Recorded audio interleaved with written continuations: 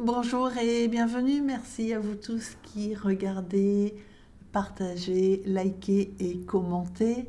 Aujourd'hui, je vous propose un petit poulpe euh, qui m'a été inspiré par la campagne de Greenpeace sur sauver les océans, puisqu'on est en train de massacrer les océans et de massacrer ces pauvres animaux. Voilà, donc ça c'était pour l'inspiration. Après, bien sûr, j'ai fait un poulpe ou une pieuvre, comme vous voulez, selon mon inspiration et ma vision. C'est pas du tout réaliste. C'est plus destiné à une salle de jeu ou à une chambre d'enfant ou à une carte pour enfants qu'autre chose.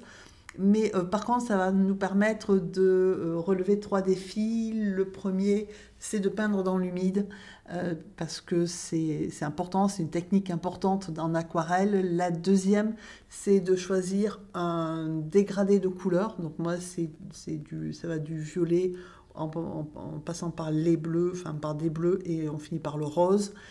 Et le troisième défi, c'est de mélanger les couleurs sur le papier, puisqu'elles sont mélangées à 98% sur le papier. Voilà, donc on va voir tout de suite les principales étapes pour réaliser ce petit poulpe.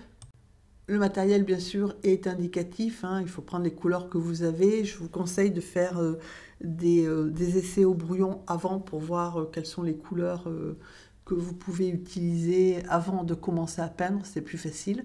Et donc j'ai commencé par gommer en grande partie l'esquisse pour être sûr de ne pas avoir les marques de crin papier, et au feutre résistant à l'eau. J'ai fait ce que vous voyez, c'est-à-dire les yeux et la bouche. Et là, je suis en train d'humidifier la tête. Alors, au niveau du feutre, assurez-vous, si vous voulez faire exactement comme moi au moment où je le fais, d'avoir un feutre résistant à l'eau, sinon vous voyez bien pourquoi, ça va baver dans tous les sens. Donc, comment est-ce qu'on voit que le feutre résiste à l'eau? On fait ce que je suis en train de faire sur un brouillon. C'est-à-dire, vous n'êtes pas obligé de dessiner des yeux et une bouche bien. Vous faites n'importe quelle marque sur un papier brouillon ou sur un coin du papier qui va être masqué par l'encadrement, et vous y passez votre pinceau mouillé dessus, et vous allez tout de suite voir si votre feutre résiste à l'eau ou pas. S'il résiste à l'eau, vous pouvez faire comme moi. S'il ne résiste pas à l'eau, vous le ferez à la fin. Il faudra juste attendre que ça soit bien sec en fait. Alors donc j'ai ajouté à gauche du bleu d'outre-mer, à droite du cobalt, et là je suis en train de mélanger mon rose.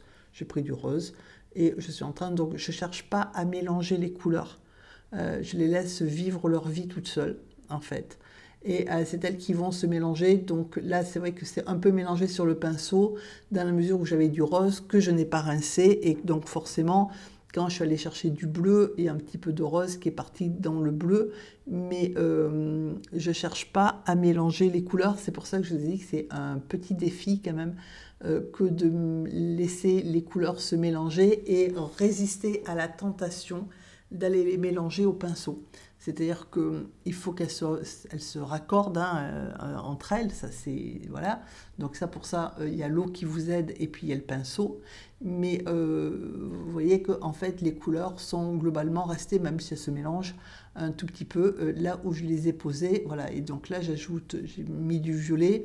Donc le violet, moi, je l'ai pris tout fait, mais vous pouvez très bien le faire. Il faut juste le prévoir un petit peu avant, de faire son violet avant. Moi, je l'ai pris tout fait parce que c'est plus rapide en fait.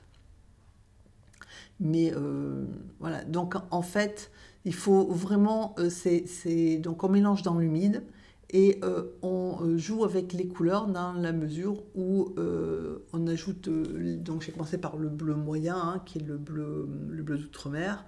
J'ai ajouté le bleu ciel, entre guillemets, qui est du cobalt, du bleu de cobalt bien dilué, mon rose, et après un petit peu de violet. Et un peu plus tard, pour foncer et donner un peu plus de contraste, j'ajouterai, voilà, donc là je viens d'ajouter mon cobalt, un peu plus foncé que ce que j'avais mis au départ, donc c'est pour ça qu'il apparaît, la nuance change un tout petit peu.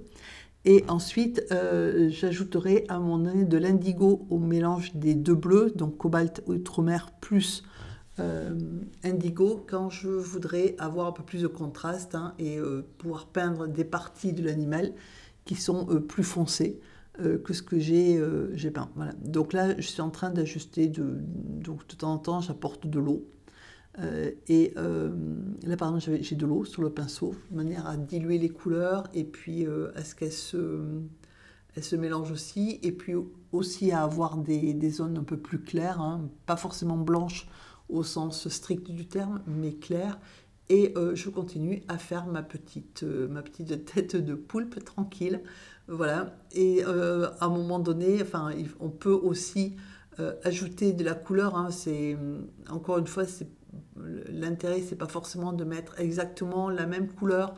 Là où je la mets, c'est sur le principe, vous mettez les couleurs là où elles vous paraissent faire le plus joli. Voilà, si je refaisais la bestiole aujourd'hui, je la peindrais. Alors déjà, je suis pas sûre de la repeindre avec les mêmes couleurs, parce que ça dépend voilà, de mon humeur. Et ensuite, je suis pas sûre de mettre exactement les mêmes couleurs au même endroit. C'est vraiment, faut suivre son envie. On peint, enfin, moi, je peins pour me faire plaisir, essentiellement. Donc, du coup, ben, je fais ce que j'ai envie de faire quand j'ai envie de le faire et comme j'ai envie de le faire. Et là, j'ai envie d'utiliser un gradient, hein, de bleu. Voilà, donc on peint le principe, c'est ça, on peint la petite bestiole. Et pour faire le dessous des tentacules, hein, là où il y a les ventouses, j'ai pris, alors moi j'ai fait en violet au départ, je l'ai repassé après en indigo, vous pouvez le faire voilà, de la couleur que vous voulez. Et je complète ensuite, donc par-dessus, enfin au-dessus plutôt, la tentacule que je vais ensuite raccorder au petit arc de cercle que j'ai fait, de manière à unifier le tout. Voilà, c'est pinceau numéro 6. C'est pas... Alors, pour les grandes zones comme la tête ou le buste, enfin le corps, j'ai humidifié avant. Pour les petites zones comme les tentacules, c'est pas humidifié, hein, j'avance avec de la peinture au fur et à mesure. Voilà. Et puis de temps en temps, avant que ça ne sèche, j'ajoute un tout petit peu de couleur aussi, de manière à renforcer si je trouve qu'il y a des endroits où voilà, qui manque un peu de couleur, en sachant que quand ce sera bien sec, je referai un deuxième passage de couleur de manière à ce que ça soit plus prononcé. Voilà, donc là je suis en train de... Il y a des endroits où ça se mélange, sur les tentacules ça se mélange peut-être un petit peu plus, hein, au niveau des couleurs, parce que c'est plus petit, que j'ai pas mouillé avant. Et comme le papier n'est pas mouillé, pour que ça se mélange, j'ai utilisé la couleur qui était un peu plus diluée, donc plus mouillée.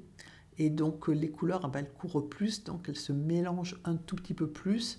Mais voilà, après, c'est pas très compliqué à faire, hein, c'est même super plaisant, je trouve, c'est super agréable. Donc on fait ça, ces petites tentacules et ensuite on complète en évitant de laisser sécher. Il faut faire attention que le trait là que je viens de faire ne sèche pas parce que s'il sèche, vous aurez les marques, ça se verra et ça fera pas joli. Donc voilà, c'est le seul impératif, mais comme il fait pas super chaud actuellement, c'est pas la chaleur qui nous préoccupe, hein, qui nous gêne pour peindre actuellement, c'est pas vraiment ça.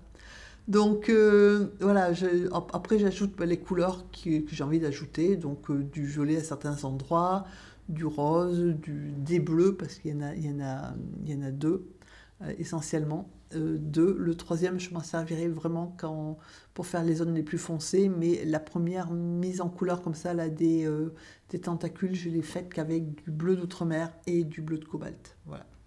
Et ce qui est important, c'est ça, c'est de relier, parce que sinon, vous voyez comment ça fait là, on voit bien le trait du départ qui se mélange pas parce qu'il est un peu plus sec, donc il faut vraiment aller le chercher avec le pinceau de manière à ce qu'il se fonde et qu'on n'ait pas cette espèce d'effet de liseré là sur les tentacules. Voilà, donc on fait ces petites tentacules. De temps en temps, vous voyez que je reviens un tout petit peu en arrière quand il y a quelque chose qui ne me plaît pas bien ou s'il manque de la couleur.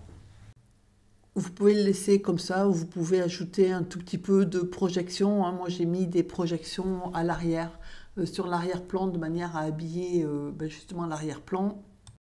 Et ensuite, il faut laisser sécher. On peint la dernière tentacule, on laisse sécher.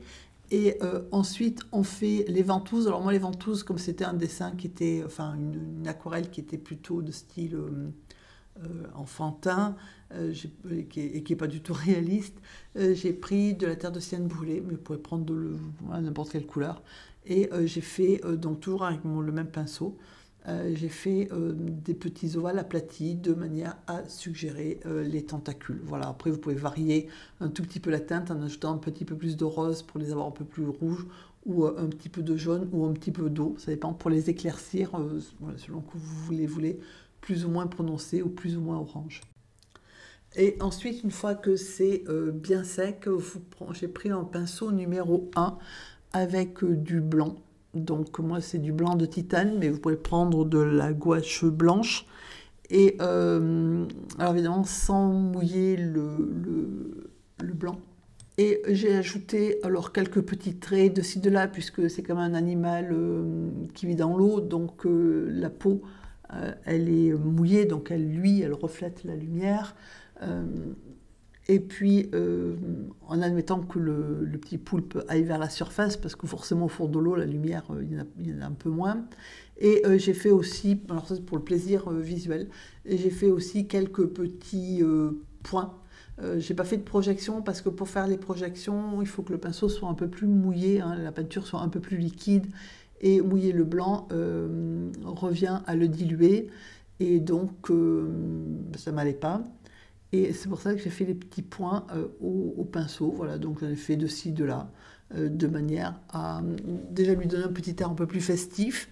Et puis aussi pour le plaisir des yeux, parce que du coup ça donne un intérêt supplémentaire, hein. À des endroits, il y a des petits points blancs.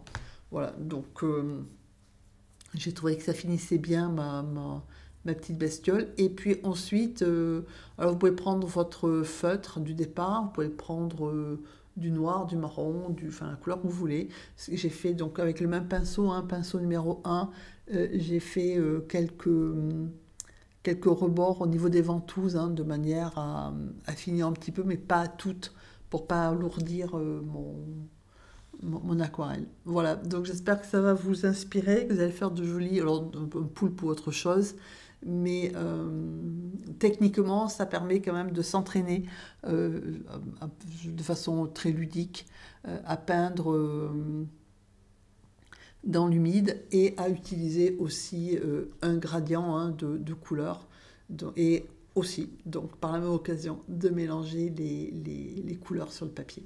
Voilà, donc j'espère que ça vous aura apporté quelque chose et que vous allez prendre plaisir à peindre. Donc, alors un poulpe ou autre chose. Je vous souhaite une agréable journée. Je vous dis à très bientôt.